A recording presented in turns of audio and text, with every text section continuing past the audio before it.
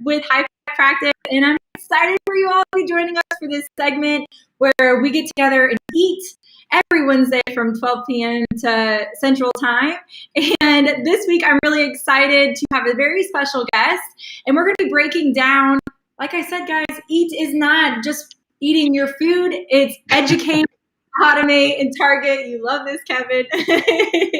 And no one knows this better than my very special guest who helped us create that saying, Kevin Barnett, founder of Hi5 Practice. Yay! Thank you, Abby. Thank you for having me. You know what? It's been so much fun watching you. For the viewers that don't know, I took a very, very, very extended break with the birth of my second child, and you launched Let's Eat with Abbey during that break, and it has been so much fun to watch you engage with all the dental professionals, industry leaders throughout, and then to get me on here, which was huge. So I'm honored to be here today, and very, very proud of you. Of course. Well, thank you. And of course I'd have you. This is all because of you. So I'm really excited. Your busy schedule. I know I can see your calendar. It's like booked out for like months. So I'm like, I'm very fortunate to have people to want to come on and get to pick their brains. I had to block off today because I was like, Kevin's back and he's got a fresh new cut, and I got to show the world that he's back and kicking butt. So it's great. I know we've talked about doing something like this for a while. So it's really nice to actually make it come to life with our amazing team to actually put it into fruition. So that's been really exciting. And I'm sure it gave you a little bit of a piece of us while you were taking care of little Jed and Cruz and hanging out with Sierra. Yeah, no, it was incredible to watch. And like I said, just everybody step up and just knock it out of the park, in my opinion. So, but no, thanks. I'm excited. It's an hour today. Right after this, folks, we're headed out to honor one of our special team members here. It's their birthday. So we're going to knock this out, and then we're going to go have some fun to celebrate our people. We'll be at Tenfold if anybody wants to meet us there. So, yeah. In Nashville. I don't know if you can get here that quick, but. Yeah, that's true. We've got clients all over the U.S. So you guys would to Nashville, come on down. But yeah, Kevin, thanks for coming on today. I really love having you on to talk about not only all things marketing and Hi5 and just also talking about client success. I mean, you've been there. Obviously, you're the founder. You always had that focus of patient communications or client communications, customer experience. It's always been on that same path. But I don't know if a lot of people realize the story of Hi5, how you came up with it, how it started. So, tell everybody why Hi5 came to life and how it all started. Well, it all started because I'm a horrible employee. And for any employer that has ever employed me, I'm sorry, this is a public announcement via Facebook Live. But no, actually, I worked for a phenomenal company out of Austin, Texas. But I did want more. I've always had the entrepreneurial bug, owned a few companies when I was younger. And we had an opportunity, my wife and I had an opportunity to just create a marketing agency. And we started out, I always tell people, if you've ever been on, a call with me, it's like we started out, we'll do your marketing and mow your grass too. We would do anything, just trying to figure it out. It took about 4 years. It did a lot of growing. And of course, I know you came on about 3 years into the company, been with us about 7 years. But we figured it out about 3 or 4 years into it that dental was a very unique niche. We got our first dental client. It was a specialist. We interviewed a bunch of people and everybody was trying to sell them something. I tried to solve his problem. And, that's how we got our foot in the door into dental. And what happens with the specialist is he works with a lot of general dentists, right? So we started growing from there. And then eventually we made the huge decision to let all of our other non-dental clients go, which was that was a huge decision, but best decision we ever made in our life, And so then I think, and obviously you were there, when we first went into dentistry, we were doing everything. We were doing all our marketing and mowing the grass too. Like anything they needed, we said yes. But, we've moved from we started figuring out every year, over year, we got a tighter niche on what we wanted to do. And what we found that we were personally really good at was the internal communication. We saw a huge hole to where, people had softwares, they paid for things, they just didn't know how to use it. And we just understood it. The team, was driven to it or gravitated to it. And that's where we live now. And we love it, and only getting better and better and better. So. And I do want to point out, because this was, you first got Adonis, that was before me. You had, it wasn't only that you went in and had solutions, because you always provide solutions. That's why we've been able to adapt and be always just growing as a company, being innovative, right? But I think what was so key in that moment was the amount of questions you asked the client helped you understand the industry, helped you understand, hey, we can actually help. And and like you said, it kept coming down to communications. It kept coming down to they need to be easy for patients to act. So be online, make sure you have a listing on Google, and figuring out those problems. How are you communicating to your patients? Let's do it through video. Do you have custom photography?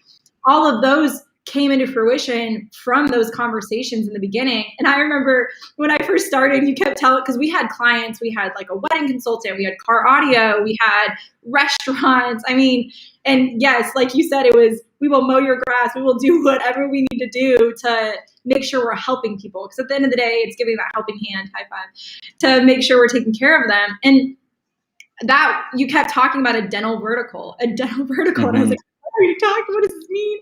What are you talking about? And as soon as we had more of those relationships with endodontists and general dentists, and really found that there's so much opportunity to communicate to all of these patients and educate them with the amount of patients that they have, and it's completely being neglected. Nobody's focusing on them.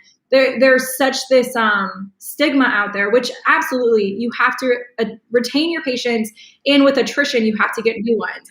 But that's the focus is new. And that's all people concentrate on. So I think that was always what drew me into Hi5, was just like understanding the consumer and making it easy for them so they can act. And we've been doing that since the beginning, which is so powerful. To see we've come full circle today, like you said, focus to now we're only doing patient communications. And when I say only, that's a huge neglect that's happening, and we can focus on that. Yeah, we actually cut our teeth on our second dental client. They had a software, and we're like, oh, this is cool, but they were going to cancel it, and they didn't know how to use it. And so we said, well, let us check it out. And then that's how we cut our teeth on patient communication. And so, basically everything is about relationships. Even with the first dental client, it was a specialist. Everybody wanted to sell them SEO, pay-per-click, all these things. Well, at the end of the day, people weren't looking them up. They were an emergency practice. They needed relationships, with their referring doctors. And so, that was the strategy. Well, the same with us on this side is that we want to just help create that bond outside of the practice with email, text message, voice drops, that keeps the practice top of mind with the patients and keeps them booking. At the end of the day, I think that's what we've become known for, is that we do make the phones ring when we send campaigns. Campaign consists of an email, text message, voice drop to the existing patient base. And when it happens, the practice knows it. And it's humbling to like say that out loud, because in the beginning it wasn't like that. We were trying to figure it out. We've dialed it in so tightly, with Eat with Abbey. And I think that's funny you said that earlier. It's like, no, we're not just doing lunch with Abbey. EAT stands for educate, automate, target. Educating all the patients, automating anything we possibly can on the inside of the practice, recall, welcome, reactivation, treatment plan, follow-up, those type of things. And then targeting is the money maker. That's where we literally segment the practice's database of their list of their patients, and we go in and we go after those patients to get them back in the door for proposed treatment, recall, reactivation, anything that's not on the books. So, when we send a campaign, it's highly effective, and it is humbling and to say that out loud, because I love the fact that we've got there, and only getting better at this point. Now that we've dialed it in, it's pretty insane, even to the point where people don't want us to send campaigns at their scheduled time, just because we've had to start segmenting the amount of people that we touch at one point, just because they get overwhelmed on the front. So that's been pretty cool to experience as well. Yeah, and when you're talking about E and educate, automate, target, you nailed it on the head of, really explaining what those mean.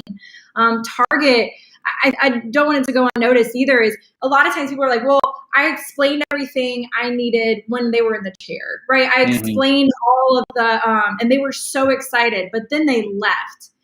And then they forgot. And now they still haven't booked. I don't understand. They were so excited. Well, it's because life gets busy, So if you just simply are banking, and we just had this conversation yesterday, is if you're just banking on somebody coming back into the chair and then being able to educate them when they're in the chair, how do you get them in the chair?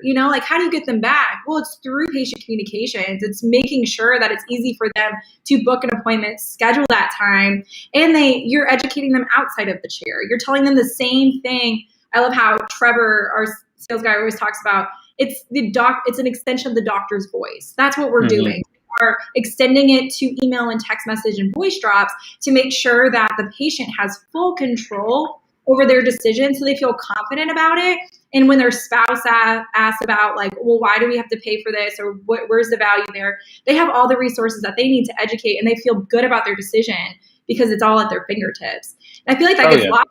It's like, oh, well, that's on our website, or that's on a listing, but how does the patient get there? It's Where's the connection to that? Right? Right. And I think back on when we first started, because people ask too, how we know how to do all this stuff. Do you remember we used to build it out in HubSpot? We used to actually, what softwares do today, we would custom build it for every single client that we had. And when you say growing and learning a lot, that's how we learned, is because we did it. We built it ourselves, and thank God other companies exist that we could just use their software to send out those communications. But it's no different. I mean, we're the roofer's roof, right? We use a ton of softwares, and there's so many times that we say, man, I wish we had a company that we could pay a couple $100 a month to manage this massive program. And unfortunately, there's not a lot of people to do that. But it's something that they're already paying for. They're underutilizing. I mean, I think we throw the stat out a lot. It's about 10% usage rate on any of the softwares that we use. That means they're maximizing it about 10% of the time. That means 90% of the people are not using it. They're using it for glorified appointment reminders, or those type of things. Maybe send out a happy birthday, something. But in reality, these softwares have come a long way. They're not just appointment reminders. There's online booking. We just went through COVID. There's telehealth. There's the ability to never even meet the person until they, almost get everything closed out before they ever walk in the door. So there's so much you can do. But if you don't know how to set it up, and you don't know how to personalize it, and you don't have the strategy, at the end of the day, I mean, sure, who wants to spend the extra money to get it done? But you could spend 5 years trying to figure it out, where literally we built in, it's not a sales pitch by any means, but we built it out. It's done. It's like, we turn it on and people start seeing immediate, things they've used for 5 years and they've never done much with it. And all of a sudden we touch it for 5 minutes and the phones are ringing. Again, I'm jealous, because I would love for somebody to take over a few of our softwares that we have to use on a monthly basis. Same. And that's clutch too. What you just said was customizing. So explain that, because that was revolutionary, I thought, when we were already doing different types of campaigns at the time, and we just broke into dental only. Or it was right before we broke into dental only.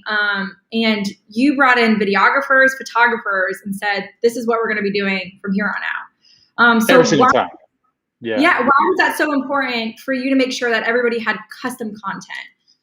Yeah. So I can tell you that it is much easier to not have custom content. As an owner, entrepreneur, looking at the bottom line, it would be so much easier for us just to log into people's accounts and just do generic campaigns. But the problem is that, practices go to conferences all the time and they hear nothing about, okay, they got to build their website. They got to do videos. They got to do photos. And they spend all this time putting out that face online, websites and their listings and, doing all these things. And then they start sending out generic content from their automations, from these softwares and those type of things. That's not resonating at all with any of their, people. But what we saw was when we removed the puppy dog or the flower or whatever generic photo or the same blonde-headed girl that's in every one of the images, when we removed that and we put a picture of a staff member or a doctor or a group shot or an interaction shot or something like that, we saw such a higher engagement rate on just open rate, booking, those type of things. People comment, they respond back and they comment like, oh, that's Cindy. We love Cindy or whatever that is. We found that is what people, that's how people wanted to be communicated with. And honestly, it was a struggle, obviously as we grow the company and we try to explain to people, like this is a step, we don't send generic. Like the whole point of coming on with us is not to just take over and send generic things, it's to send very highly customized and personalized communications to match everything else that they have online. But now we're the internal communication that's going out. And so it was just something it was just way more effective at the end of the day, and we live by it. I mean, we just will not allow generic content to go out. Now, granted, if they have like, technology or anything like that, and it's a really great video, obviously send that out. But again, puppy dogs, flowers, and the same image that, 250,000 practices send out every single time, I'm out. It's not allowed. It's not, yeah, like you said, it's not relatable that way. Like if you know Cindy, if you know somebody that you see in the photo, you're automatically gonna relate to that and say, oh, that's who my dentist is. Like it's crazy, but that happens. People forget until they see and they actually, they can engage with it. It's more of a relationship that way. And if, to your point, the puppy dog or any stock photos that are being used, hey, something's better than nothing. At the end of the day, as long as you're doing something. Well, I could say right now, there's one specific campaign that got really noticed really quick when we started doing this, and we were doing video. We do a ton of videos. Like we create a ton of videos, and but probably the one that got noticed the most was the happy birthday video. So there's two types of email, text message campaigns that go out on your birthday. The same one that Captain D sends you with the same image every single time, this little coupon at the bottom. Dentists have the same thing that go out with these systems, and it's a candle burning or it's a puppy dog holding a candle. I don't know. Every system's a little different. When we started making videos of the practices jumping out of cakes or doing fun tricks or whatever, insane engagement coming in. People were coming in, oh, it meant so much to me. We had one client come in and pay their bill. They hadn't been in like 7 or 8 months. Got it. It made her day. She was kind of going through some stuff. Made her day. She got in her car, drove down, paid a bill. I think it was like $600 or $700. But to me, like that would have never happened if you sent her a puppy dog. Like it would have been generic, And so that was probably one of the things that we knew we were on the right path when we were making these things and people were engaging with it. I think I have, no, don't quote me on this. I can play a video. I think it's a happy birthday one to kind of show what you're talking about to really drive it home. Let me make sure that this is right. So if it's not, I'll stop it.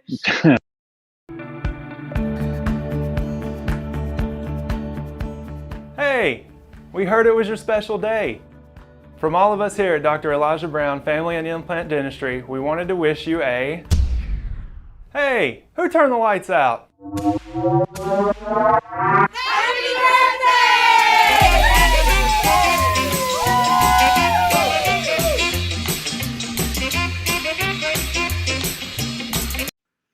It was a happy birthday video. It was, yay! I did it right. That video is like 3 years old, and I think that's so funny. But every year we have to change it. The problem is with doing this type of level of customization is you can't send the same thing twice. So you got to up the ante every single time, and it's awesome. For us, obviously as a company, but once you went big once, you can't go in reverse, and so so it's funny. Whenever we hear from clients too, they always hear the patients, they always talk about the happy birthday video. That's always their favorite one. And I mean, even putting a phone on a tripod or something and just shooting a And that just makes you feel so good as a person to like watch that. I mean, just laughing and being like, oh, thank you for noticing. To your point, it's just not a photo of a birthday cake or something. Again, something's better than nothing, but you can see how watching that, what it makes you feel and how you remember that over anything else, that's going to stand you out every single time. And it's going to help refer, because I just watched that. I laughed. And then guess what? I'm with my friends and because we're at my happy birthday dinner, and now I'm going to show them the video and they're gonna be like, who's your dentist? Oh my God, this is so cool. It sounds crazy, but it works that easy. And next thing you know, they're booking an appointment with them because they're like, my doctor doesn't do that. That's cool. There's, and it's an experience. It's all about the experience. And that's why I have this stat here. 80% of customers are more likely to convert from a brand that provides personalized experiences. And that's key when we're talking about custom photography, custom videos. Again, something is better than nothing. If you have an educational video and it's stock or it's showing, it's great. You're educating them. But if it's your voice, it's your face, it's your patients, it's your office, it's going to stand out differently. And it's going to make a larger footprint on that patient than it would with just sending something generic out. And keep in mind, if you have, let's say you're a practice that is in the same building as other dental practices, if you send an email or appointment reminder out and you have a specific software and somebody else in that same building has the same software, they might have went to both of you and they can't tell who's sending what other than a logo and a phone number. If you're not sending out against people, you're falling behind. You need to make sure you have those customized experiences to really stand out and go above and beyond for your patients. Well, it's something to think about, kind of like what you said, and that happens more than what people think. It's especially in big metropolitan areas. I mean, we've got some practices, we have some of their marketing, like 2 or 3 in the same complex building, something like that. But you're right. If both of you are sending out and the only difference is a logo, then that could be definitely hard. But if one of those sent out the generic stuff and the other one sent a funny, cool video, now which one do you think they're going to come back in and see, right? And it's just, again, practices that don't take time to personalize their brand, it's not going to resonate with them anyway. You know what I mean? Just because they've got the generic website, they've got it. If a practice has spent thousands and thousands and thousands of dollars and time on building a personal brand, then why, I mean, you have to ask yourself, then why are we not personalizing anything that's touching 60 to 70 patients a day, those type of messages that are going out. And so that's just food for thought, whether we did it or, anybody does it, just it's food for thought. Yeah, absolutely. Okay. Well, we're talking about campaigns, Kevin. I'm curious, what's your favorite campaign that we've done here at Hi5 Practice? Ooh. I mean, that's tough.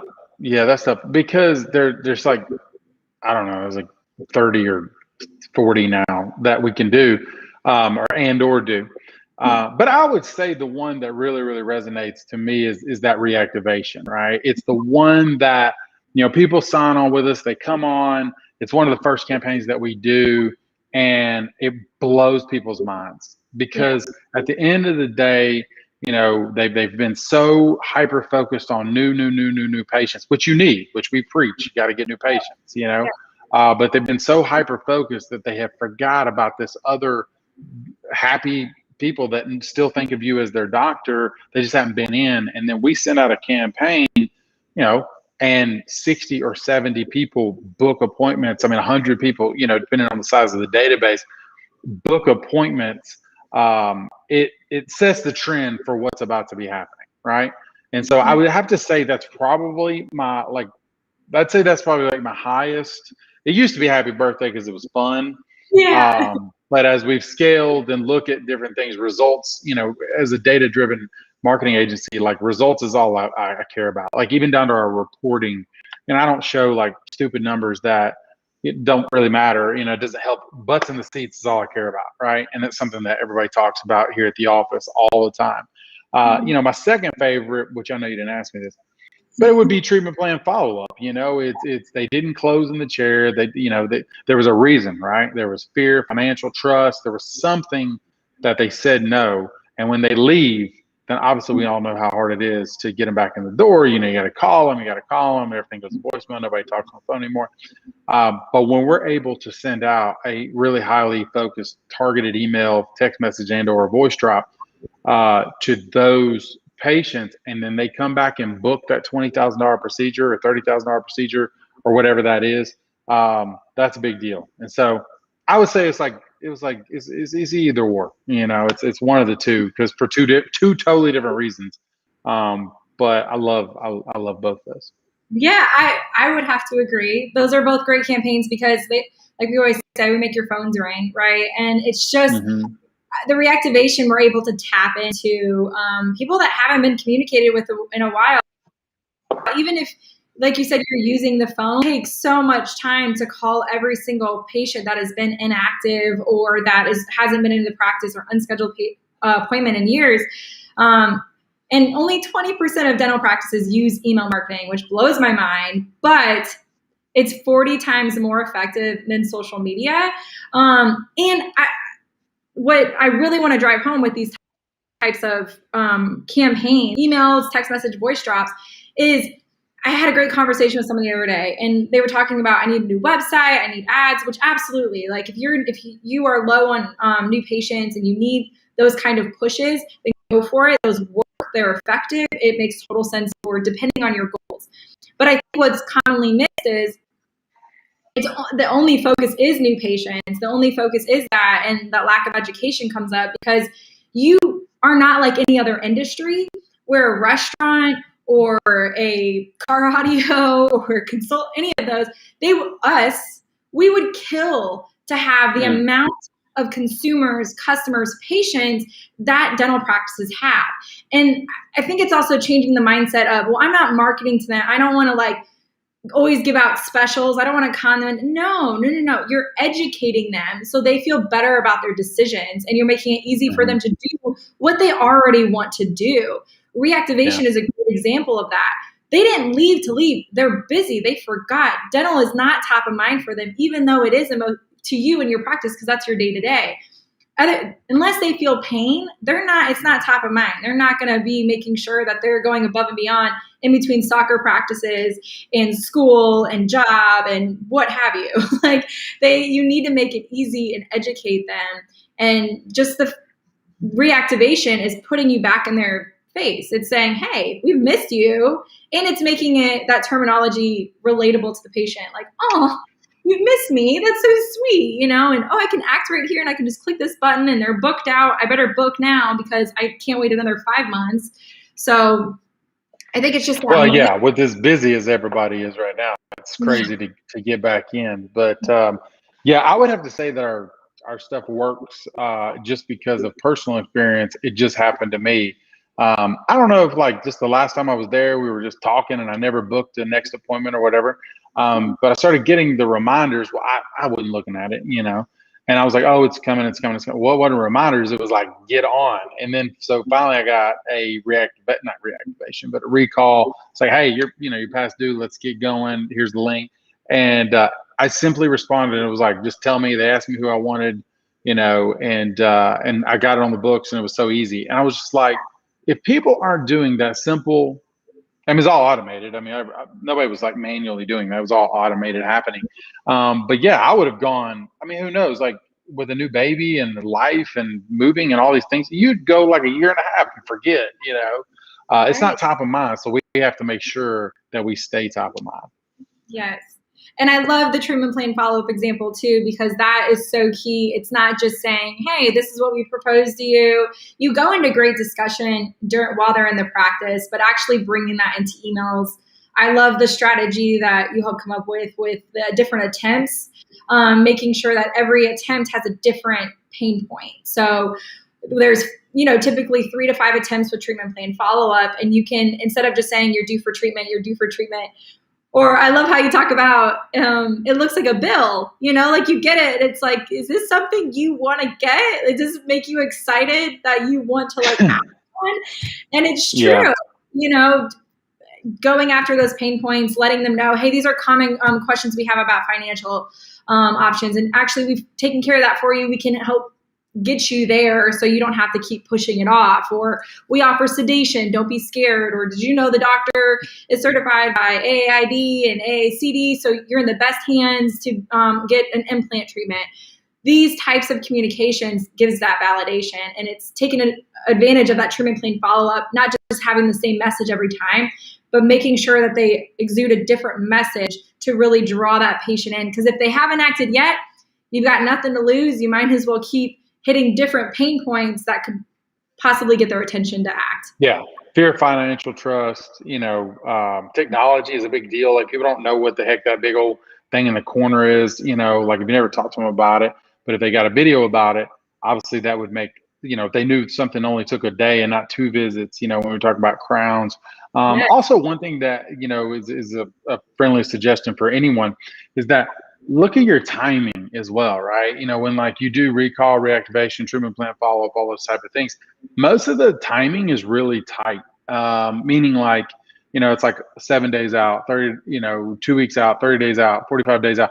Like, you hit them so hard for like 2 months and then you ghost them, and then like they're gone, and you're like what we did is what we do for all of our accounts is that we have to take a look and go, okay, well, there's got to be something going on. If they don't have $5,000 for the treatment today, then they might in 60 days, they might in 90 days, they might have in 120 days, 6 months, those type of things. And so you have to be strategic about like reaching out to them. Like, don't go, don't go at them every single day for 3 weeks and then never speak to them again until they come back in 6 months later. So that's something that people need to think about as well. Yeah. Oh, I love that you said that. That's so true. You don't just send it out to send it out. Because you talk about reactivation, that's reacting, right? It's like just, yeah. I got money right now, so we're going to blast everybody that, or be timely about it, be consistent about it. Make sure that use the automations, turn them on. If they're not working, adjust them accordingly to see what does work and what people are actually responding to, because that makes a huge difference. Absolutely. Okay, so Yep. you've been in dental for a while now, and I mean, you've done everything. I feel like you've kind of consulted with practices too, and giving different advice. Yeah, not just marketing, but other things. But yeah, so even if it is marketing, what are tips that you always give practices to be successful, whether that's marketing or just as a whole? Wow. So, all right. So this is a good one. I'm gonna have to think on this one. But I always give away the farm, right? Like, I always tell people, like, give away the farm, like, give away your knowledge. There's nothing wrong with like helping everybody figure something out or talking about. I mean, how many times do I come in here and sit and we talk through stuff and get it to the finish line? Well, it's the same thing as a business owner. I mean, you gotta talk through your problems. You can't just sit on your problems and hope they're gonna fix themselves. You gotta reach out to the people that are experiencing whatever your problem is. And so I mean, this is why like we have so many partners, because we don't want to be the one size fits every. We don't want to do everything for everybody. And especially like in the in the dental world, you go to people's websites and you'll see like they do 500 procedures.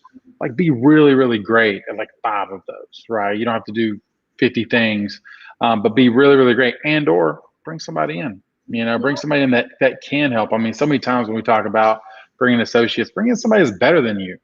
I mean, just like my team. Like, I always think like, oh man, it's great that I own the company and all that stuff. My team is insane, right? Like, they're like, I wouldn't pick anybody over them. I mean, they're incredible. And so, and I would say I bring them in because they're better. They're so much better than me. It's so many things, and so that doesn't intimidate. It only makes me happy, right? But I would definitely say reach out to your partners. Don't be scared to talk about things. And then, I know this is so cliche, and so people get sick and tired of hearing it. But culture, culture.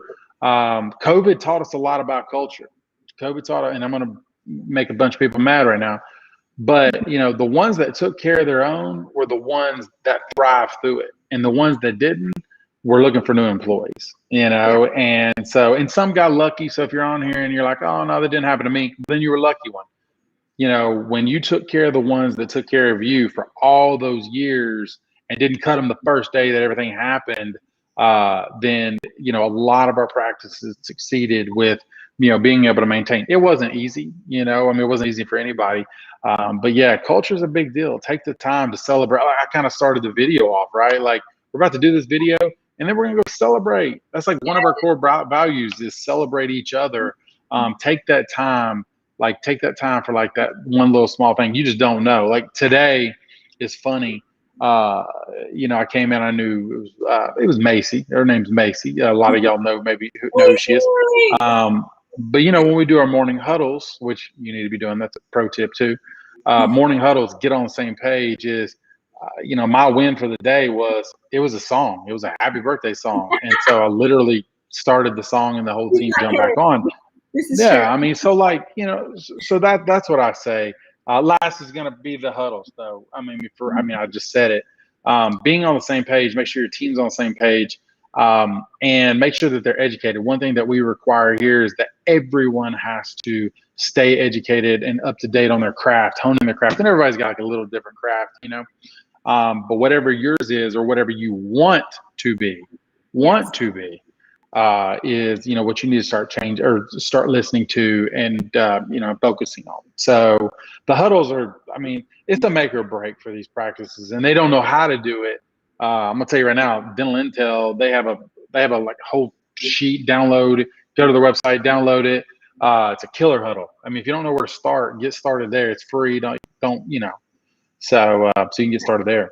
And it comes, I love that you're saying this too, based off of what we do, because I think that mindset can be missed too, is you're an entrepreneur yourself. Dentists are entrepreneurs themselves. Like they are business owners, right? So it's you have to have culture. You have to have clear communication. You have to be advancing your skills to just be a better company. Because whether you see it or not, you're not just a clinician. You are a business owner, unless, you're partnered with somebody or what have you. But at the end of the day, that I love the partner aspect, because that's so true. We been there, done that. We didn't know until we knew, right? We tried to do everything because we thought that's what was best for the clients in order to like make them happy. We just wanted to keep doing more and more.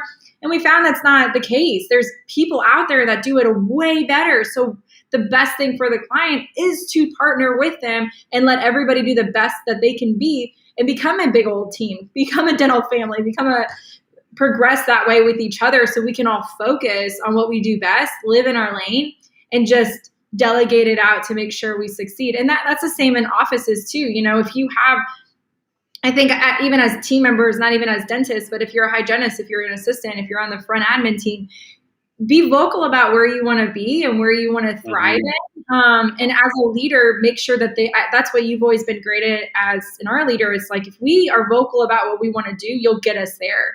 But it's communicating that and creating those great opportunities to have those communications. So morning huddles, right? We talk about, then we have weekly meetings where we go in for an hour and actually talk more about concerns that we have or problems that we're facing, to help bring solutions to those problems in order so it doesn't drag out and keep being a problem. Like if we're talking about this week to week, we got to nip it in the bud now, because, we talk about highs and lows.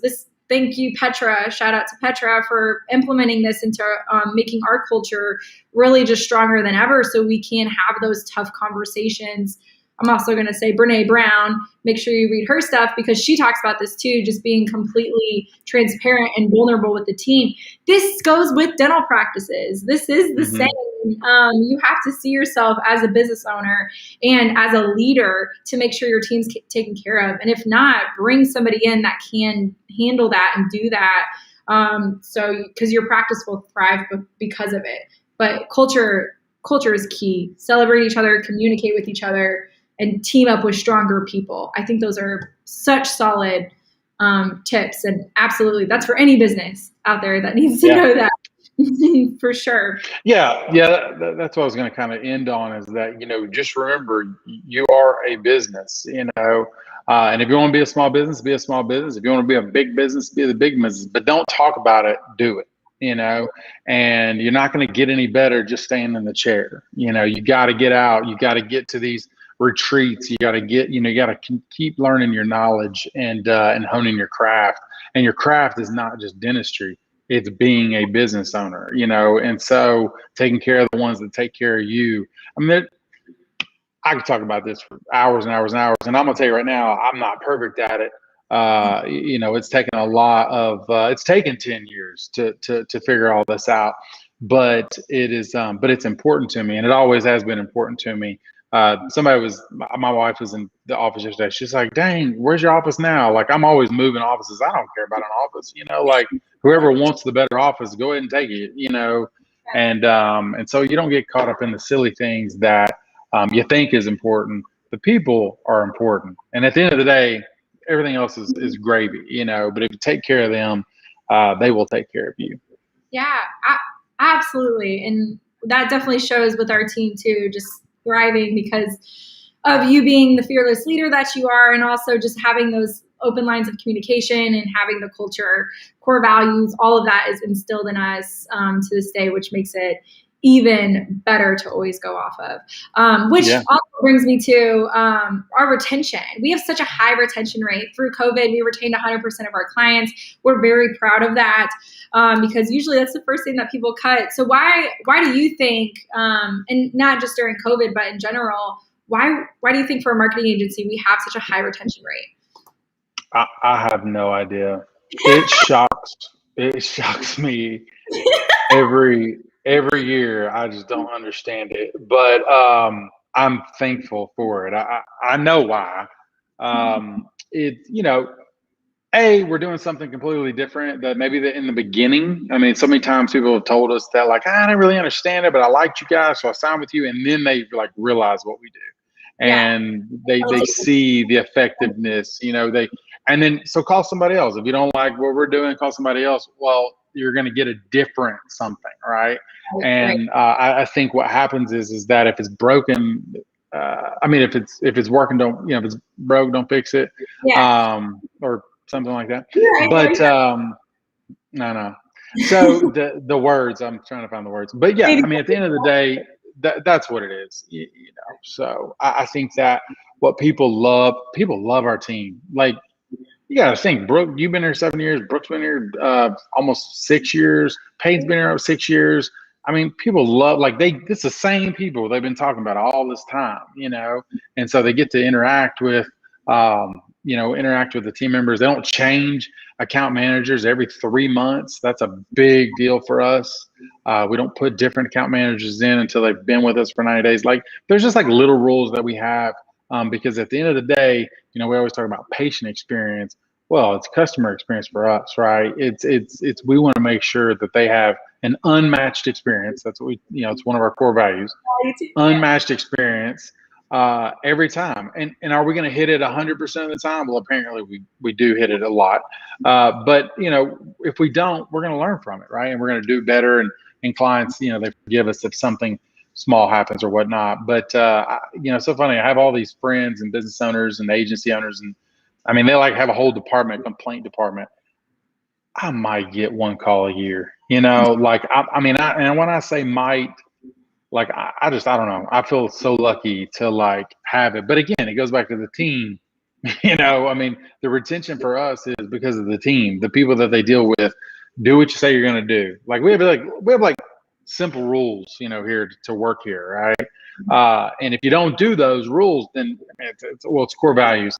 And if you don't do those things, then you're not going to make the cut, because at the end of the day, the customer, is what matters. Like, our clients, we love them. We don't want to sell, quick deals, $2,000 deal, whatever. I want a customer for life. So we truly practice what we preach when it comes, when I tell you, oh, you want customers for life, patients for life, we want the same thing. So we have to do the things that, to get that done. And I don't know if that's the answer, but yeah. No, I totally agree. I think it comes back to the beginning of when you first got that endodontist, you ask questions, and that has been instilled with us to this day, that we don't just preach about it. We listen, we understand where their people are coming from, and we care. It's the passion. Like when you say with the team, it is rooted to our core to be very passionate about what we do and make sure, yes, that the clients are taken care of, that they're happy, that we get to fulfill these small businesses. We were at Brooke's bachelorette party, on the beach, and we were talking to one of our friends, and they were saying how how cool is it during COVID, you guys got to help small businesses thrive. You got to, and wow, that is so powerful because it's true. I mean, we have that passion. It wasn't just like, oh, figure it out. It's like, hey, we got a plan for you. We're going to figure it out. We're going to deliver this for you because you have to focus on keeping your team and your patients. And we're going to focus on the patient's part. So I think it's that undeniable passion that our team, we are so lucky to have all these people be able to form together. And you definitely have always instilled that into us, is to make sure that at the end of the day, we have to make sure that they're happy and we have to adapt. Educate, the opportunity, innovate the solution. Another core value. That's it. Yes. Yeah. And that's what, I mean, it's making sure we are the experts in our field so we can innovate solutions and progress our campaigns, progress our communication, and overall progress the client's experience, and they progress their patient's experience because of what we do. So I think it's all evolving. That's why sometimes they can't explain, to your point, why they're doing so much better with us. They don't really understand how it's working, but it works. And then they enjoy it because marketing can be intimidating. So if you don't have a team of cheerleaders coaching you along the way, letting you know what's happening and make you feel good about it, it's hard. It's easy, I should say, to leave and go somewhere else and find something else that's going to work or you think is going to work. And it's a revolving door in marketing. But with us, like you said, we can't preach loyal patients for life if we're not doing it for loyal clients. And so it's really cool to experience. Yeah, it was pretty crazy. You know, COVID was crazy for us. I mean, obviously, you know, we were no different than any other business. We had to financially make sure that we could maintain the long haul. We didn't know, you know, they were talking about, oh, we closed for a month or a week or whatever. It ended up being, you know, obviously a year and a half now. And everything's been shutting them out. They're just opening up the last few months. And so, you know, but we had to adapt. I mean, we had to figure out what the heck, take care of our own and figure out what the heck, because they were stressing. Practices did not know what to do. And we gave away a ton of free, you know, content to all these practices all over the nation. Like, figure out like whatever the heck you got to do to stay alive, you know, and however we can help. And so, but our existing patients, I mean, even to this day, like a couple of weeks ago, I got a call just talking about like how we took care of everything and just so thankful. And, you know, I love that. Like, I don't know, again, it's just one of those things that like, we're just doing our job, you know, we're just doing like what we think we need to do every single day. But man, to know that it's making a huge difference. And to think that back means everything. You know, I started here 7 years ago. We went to dental about 6. And we've had clients the whole time. There's been clients of ours the whole time.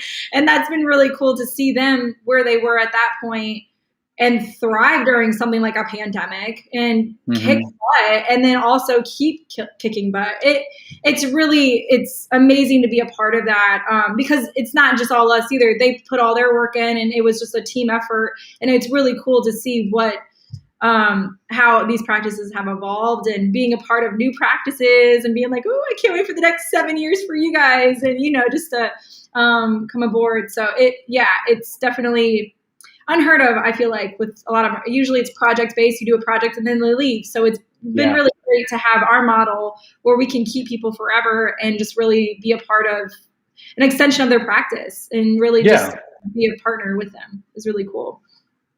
But Kevin, thank you so much for joining me today. This has been super knowledgeable. Like I like to say, we like to fill people up with knowledge while you're eating, right? And again, E.A.T stands for what, Kevin? Educate, automate, and target. That's right. Woo! So join me next week. Again, you guys, it's every Wednesday at 12 p.m. Central Time right here on Facebook Live. And I'm excited. Next week, I'm going to be joining with Genevieve Poppy to talk about new patient calls, how to increase case acceptance in the office and on the phone, and some amazing tips that she implements in her most successful practices. So I'll see you guys. Love her. She's the best, isn't she? Yes. Yeah.